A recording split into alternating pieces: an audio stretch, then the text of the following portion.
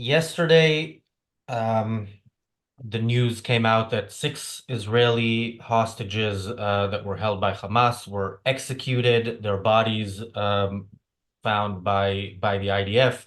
Yesterday, also, there was a terrorist attack in Israel where three people were murdered, including the father of someone who was murdered on October 7th.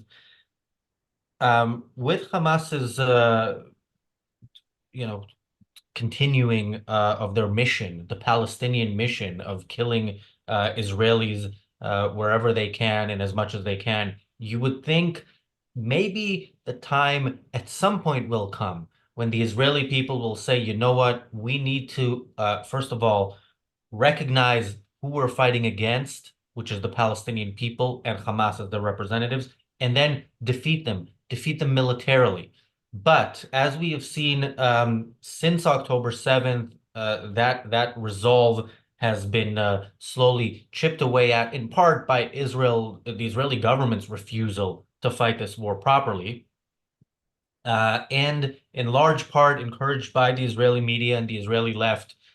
More and more voices are heard in favor of a deal with Hamas that gives Hamas victory, proves to Hamas that it was the right thing to do to take hostages, because the taking of hostages was done to cause this division within Israeli society, to eventually get Hamas to stay in power, get Israel to accept Hamas staying in power, get Israel to release terrorists that it has captured from Hamas. And yesterday was the height of this when, in response to one of the worst days since October 7th, tens of thousands, if you believe the Israeli media, possibly over 100,000 Israelis took to the streets to protest the fact that Netanyahu and his government, while going out of their way to offer Hamas whatever they think Hamas wants, aren't doing enough in capitulating. These were, in effect, as our title says, these were pro-Hamas protests. I'm sure none of the protesters would say we are protesting in favor of Hamas, but the fact is, this is what Hamas wants, and these protesters are playing right into Hamas's hands. Welcome to the Daily Objective. I'm joined by Mark Pellegrino. Mark, your thoughts on yesterday's news and what Israelis have done since? Well, altruism is a toxic moral ideal, and it's very easy to take advantage of from pathotypes and sociopaths and psychopaths that exist on the other side in plentiful numbers. So when your ethics is a self-sacrifice and submission and a peace without context, then you are going to be the type of person that goes out and protests in favor of coming to some kind of negotiated deal with pathological types who have absolutely no interest in making a deal with you and would perceive this as a weakness and as a victory. I agree with Yaron Brook's assessment. Hold on a second, I have to save my dog. Well, while Mark checks on his dog and we await what Yaron Brooks' assessment is. All right, Mark is back. Yes, my dog was about to jump off the bed. I didn't want that to happen. Yeah, Yaron Brook, I think, suggested early on in the battle that Israel should attempt to rescue the hostages for sure, but fight the war as if the hostages are already dead. And that sounds cold to a lot of people, but it's the unfortunately the only way that sociopaths enable you to live is to wholeheartedly devote yourself to destroying them. There's really no other choice. Of course, they make it ugly, and they play upon the ugliness to work on the sympathies of people who don't understand that it's the Palestinians who are forcing the decent people of the world to do what they have to do in order to live. So altruism is easy to exploit. It's easy to make people feel guilty about being too powerful, about being too vigorous in their own defense, to make them feel guilty about the other and the pain that the other is going through, despite the fact that the other has caused this situation and refuses to relent. From my point of view, the Palestinians left civilization and law and rights behind when they started the war. They opted for the law of the jungle. The only sign to me that they are now going to embrace civilization again and rights and law, persuasion, justice, all those things that we value in civilization is to surrender. Until that time, as far as I'm concerned, they are outside the laws of humanity. And this has gotten me in quite a bit of trouble for saying this. I think we should discuss this issue and why I think it's true and why I think a wider population should adopt this perspective. Well, yeah, I also want to, there's a few points in the chat I want to address. First, I'll thank Jonathan Honig for the super chat. Jonathan tries to find the sweet spot between getting his comments past the algorithm, but having me understand them. I'm not sure he got that, but he says FTPP. Is that fuck the Palestinian people? Is that what it means? That's what I'll take that. That sounds pretty good. And But you know, Razi, some objectivists out there and sons of anarchists, not that anarchists matter, and libertarians are going to accuse you of being a collectivist because there are individual Palestinians, you know, who don't want this. What do you say to that? If there are individual Palestinians who don't want this, first of all, I've heard that, and I've asked for an example of one current person in Gaza fighting against Hamas. And if such a person exists, I wish them well. I think if they are in such a situation and they choose to fight Hamas, I think they understand that they are at risk and potentially, in a war they might get killed, as have Israeli soldiers and Israeli hostages been killed by Israeli fire because that's what happens in war.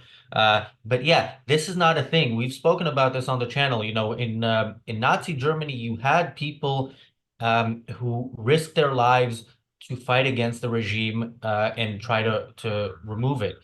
We don't see that among the Palestinians. We see that in different places. We see that in Iran. Iran is much more difficult to fight against the regime in a country like that than it is in Gaza. Certainly in Gaza today, when Israel is present and you can join forces with the IDF. Yes, So can I just say a shout out to the Iranian women out there who take off their hijabs in public and protest in public at great risk to their own lives. They have more balls than all the men in Gaza and the West Bank combined. yes, and by the way, there are men in the Iranian movement as well. But yeah, women are particular targets because they have to. There's no equality when it comes to who has to wear the hijab. Um, and so Best Monster says in the chat, the Gilad Shalit deal annoys me greatly. Well, the Gilad Shalit deal was proof to the Palestinians that while their goal is to massacre as many Jews as possible, that shouldn't be what they do on October 7th. They should kill as many, as they can, while also taking many hostages because that's what will keep them alive. And that has been proven so. If the Gilad Shalit deal isn't enough, then I guess we need this next deal and the terrorists who are released. By the way, there was already a deal in November, and hostages were released, as were terrorists, at least one of whom is known to have already committed a terrorist attack since. So there's no doubt that what you are doing is basically buying the lives of hostages with the lives of future Israelis. This is a bad investment. Let's put it that way. If Israel does such a deal, and yet so many are out on the street, these people know about the Gilad Shalit deal. They know that Hamas took hostages because this is what will give them Israel's capitulation, and yet they advocate for it anyway. They advocate against Israel's government who is already doing what they are basically what they're asking. Israel is capitulating to Hamas, just not enough, according to these protesters. Thank you, Gail, for the super chat. And there was another comment, Elena's comment, which I will address later. Mark. I mean, I don't even know what to say to this kind of insanity. You shouldn't negotiate with psychopaths. You should wipe the psychopaths out, and any of their acolytes who want to go with them, send them to 72 virgins. And the fact that some innocent people, or many, or even many innocent people, are caught in this crossfire is not the fault of the Israelis. We keep saying this over and over again, but the moral calculus doesn't seem to compute for many people. None of those people would be dead were it not for Hamas and a pathological society's rage against Jews, which they continuously act out on. This isn't an abstraction. They've been doing it for decades upon decades upon decades. And you'd think that the Israelis would understand at this point that every ceasefire that they have committed themselves to with these savages has led to nothing but violence. It has led to nothing but violence because the opposition's overall goal is absolutely clear to them, and they haven't given it up. They have not renounced this goal, and that is from the river to the sea. They want the Israeli state dead. People don't seem to understand that from the beginning, before there was a Palestinian movement, it was pan-Arabism that was ruling the day.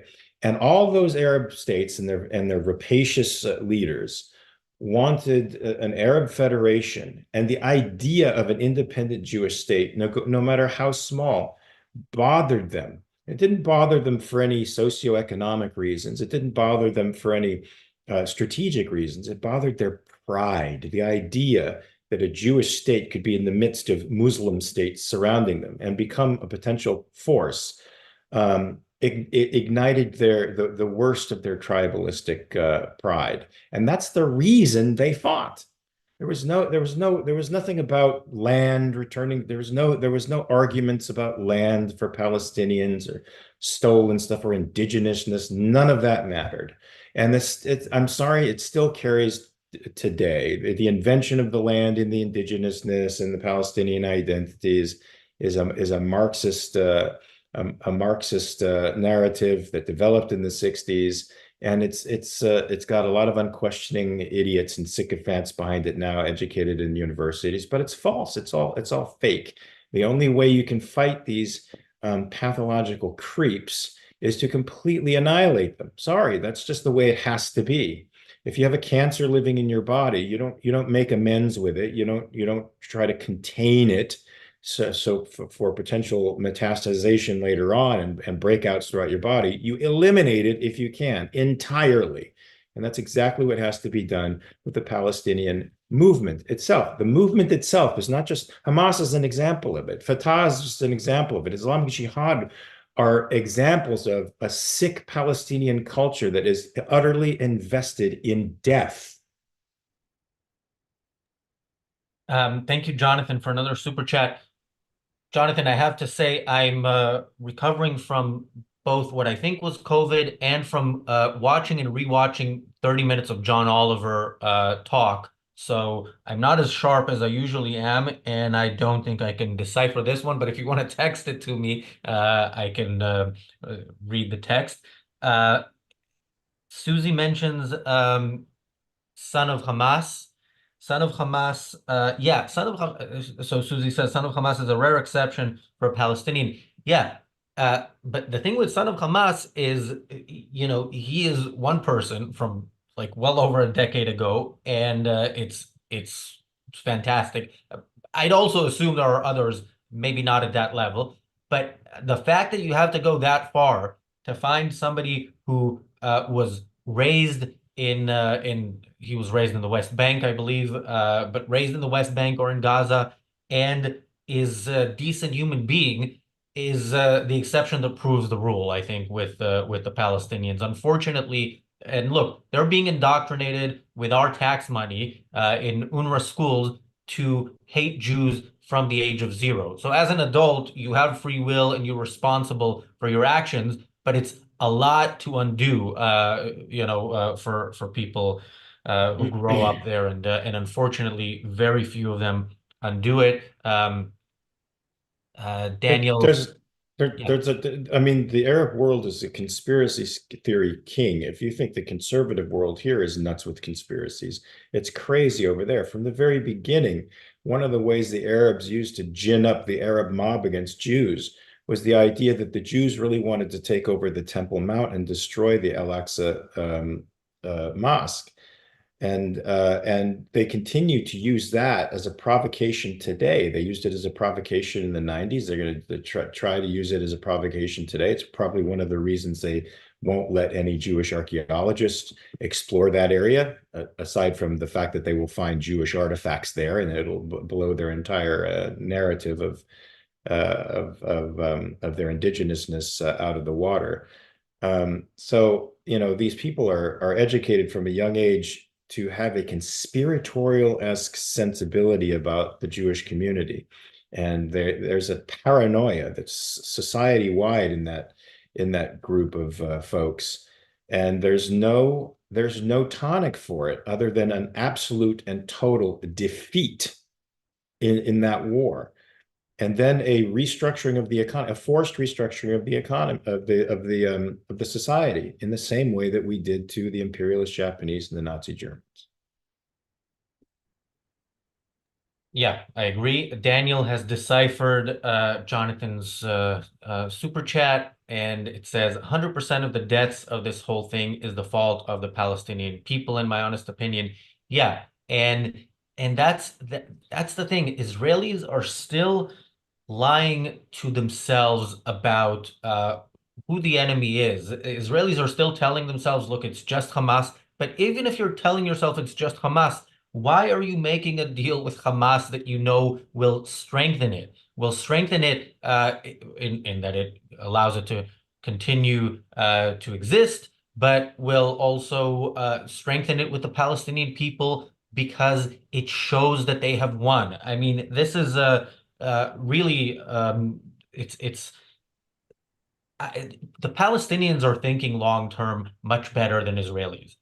Much better, certainly, than the Israelis that take to the streets, but also better than the Israelis in government, because Netanyahu is the one who made that deal, the Gilad Shalit deal, and released over 1,000 terrorists, including Sinwar, the mastermind of October 7th. And now he has released more back in I don't, November. I He is, don't, yeah. I'm sorry, but I don't know that it has to do with thinking long term. It just has to do with having very consistent ethics. They are extremely consistent, and Israel is torn. And in that, I mean, Rand sort of alluded to that in an argument between two people who the most consistent one wins.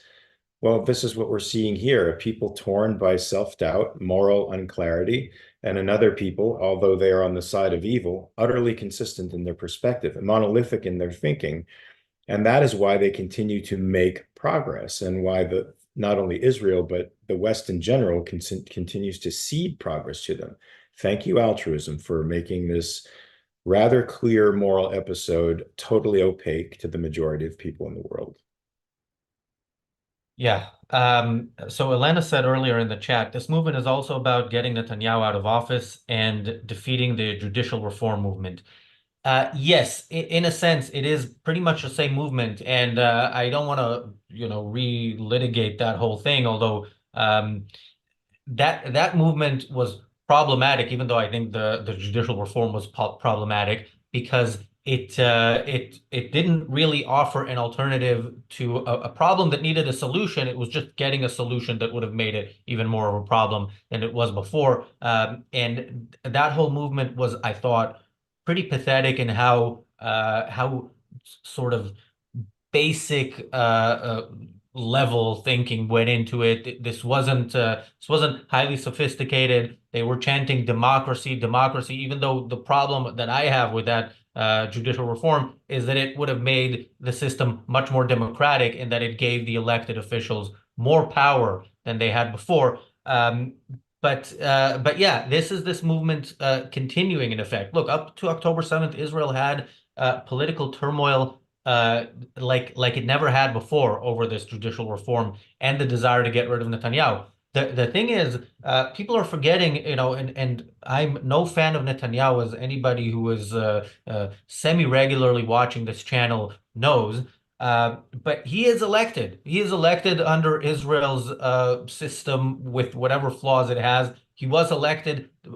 I assume the people protesting aren't people who voted for him and changed their mind. They are people who would not have voted for him to begin with. He was elected. He's now his party is leading the polls right now. So yeah, it's very ironic for these people to have chanted democracy and now to be blocking the roads, which is an issue in and of itself. Why is that their method of doing so? But again, ultimately, the question of what they are protesting for, uh, even though again they wouldn't put it this way, what they are protesting for is Hamas, and Hamas is watching this and loving every second of it. They know whenever the deal is finalized, if it's tomorrow, if it's months from now, Hamas knows today that it has won this war because the Israelis who took to the streets last night, the Israelis who went on strike today,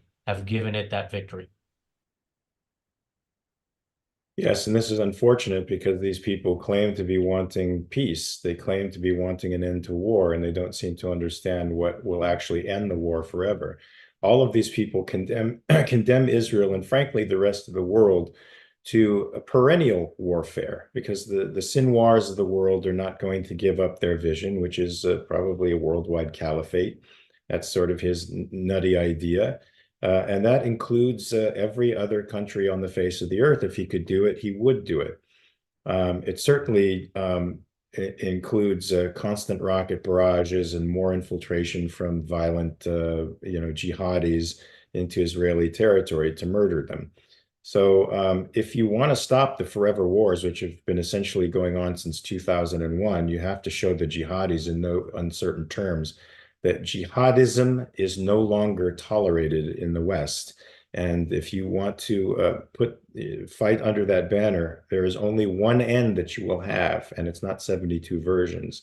It's being blown to bits and buried with pig oil.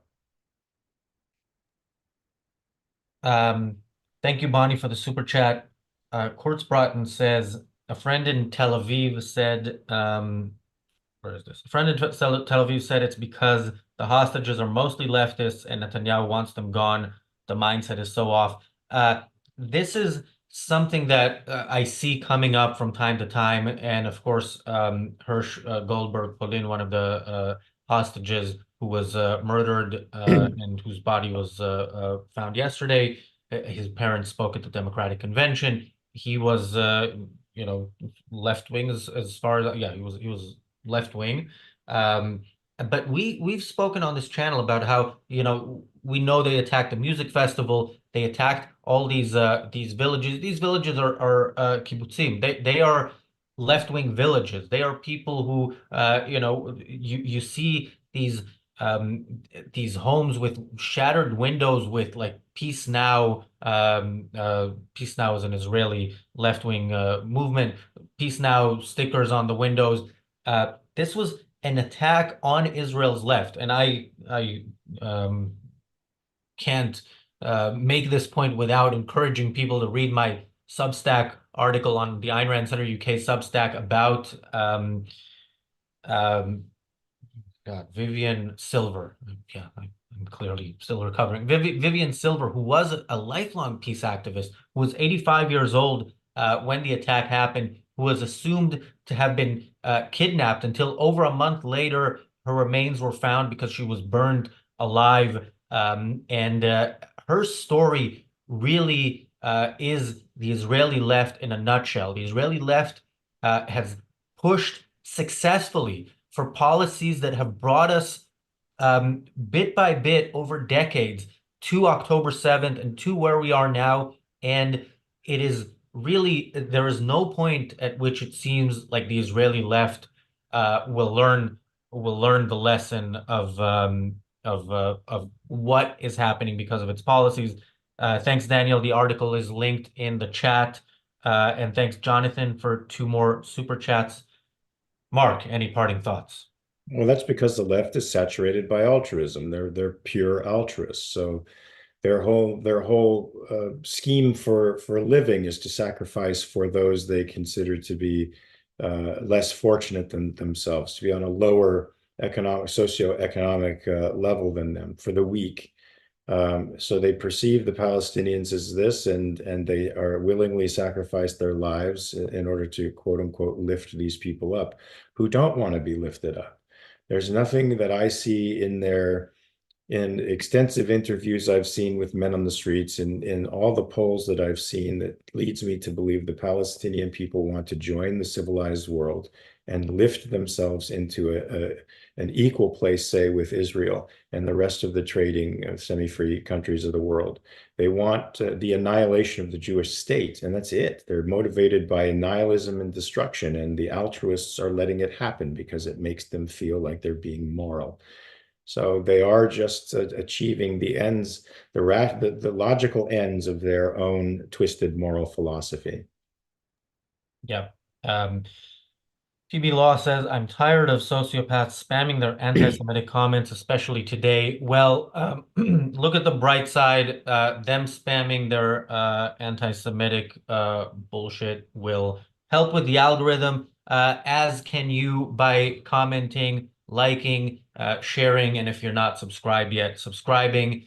In a few minutes, the reality show is back, where we will be talking about John Oliver and his 30-minute rant about Israel. That's going to be a lot of fun. It's going to be more fun than watching John Oliver himself. Thank you, Enric, for the super chat. And thanks, Mark. We'll see you back here again soon. Thanks, man. Peace.